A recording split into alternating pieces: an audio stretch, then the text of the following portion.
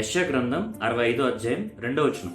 తమ ఆలోచనను అనుసరించి చెడు మార్గమును నడుచుకొనుచు లోబడనొల్లని ప్రజల వైపు దినమంతయు నా చేతులు చాపుచున్నాను.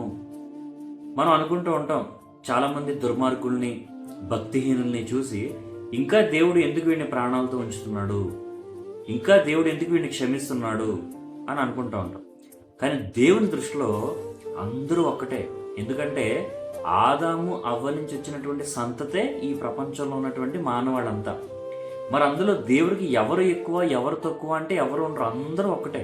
అందుకే యేసుక్రీస్తు అందరికీ ప్రభు కాబట్టి అందరినీ ప్రేమిస్తాడు, క్షమిస్తాడు.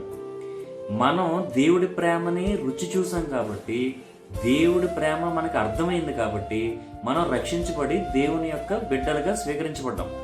మరి అలాగే మిగతా వాళ్ళు ఎవరైతే దేవుని అంగీకరించలేదో, ఎవరైతే రక్షణ పొందలేదో వాళ్ళందరినీ బట్టి కూడా దేవుడు ఏం చేస్తున్నాడంటే దినమంతయు నా చేతులు చాపుచున్నాను. ఒక్కసారి వాడు చెడు మార్గాన్ని విడిచిపెట్టి, వాడి యొక్క భక్తిహీనత జీవితాన్ని విడిచిపెట్టి దేవుడి వైపు తిరుగుతాడేమోనని దేవుడు 2 చేతులు చాపి ఎదురు చూస్తున్నట్ట.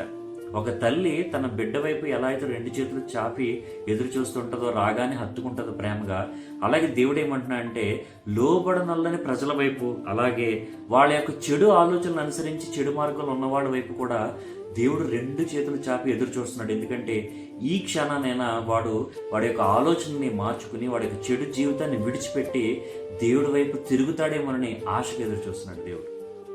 అలాంటి ప్రేమామయుడు మనం నమ్ముకున్నటువంటి దేవుడు. కాబట్టి ఈ వీడియో చూస్తున్న ఎవరైనా సరే ఇంతవరకు దేవుడిని నమ్మినట్లయితే, ఒకవేళ దేవుడిని నమ్మి కూడా ఇంకా ఏదో ఒక బలహీనతలో, ఏదో ఒక పాపంలో, ఏదో ఒక బంధకాల్లో నువ్వు ఉన్నట్లయితే ఈ క్షణమే వాటన్నిటిని విడిచిపెట్టి దేవుడి ప్రేమను చూడు, దేవుడి వైపు తిరిగి చూడు. దేవుడు ఇంతవరకు ఉన్నటువంటి నీ పాపపు జీవితాన్ని ప్రతీదీ దేవుడు క్షమిస్తాడు. నువ్వు ఎప్పుడైతే పశ్చాత్తాపం పొంది దేవుడిని క్షమాపణ అడుగుతావో, దేవుడు నీ సకల పాపాలన్నిటినీ తుడిచిపెట్టి నీకు ఒక రక్షణ అనేది అనుగ్రహిస్తాడు. తద్వారా ఆయన బిడ్డగా నిన్ను స్వీకరిస్తాడు. కాబట్టి దేవుడి ప్రేమకు లోబడండి. ఎలా అయితే దేవుడు తన 2 చేతులు చాచి ఎదురు చూస్తున్నాడని వాక్యం సెలవిస్తుందో, ఈ క్షణమే దేవుడు నీతో మాట్లాడుతున్నాడు.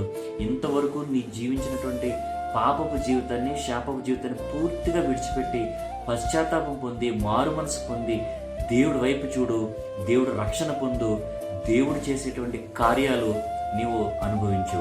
అలాగే ఈ వీడియో చూస్తున్నటువంటి ఎవరైనా సరే దేవుడు మీతో మాట్లాడాడని మీరు నమ్మితే కనుక కమెంట్స్లో మీ యొక్క అభిప్రాయం తెలియజేయండి.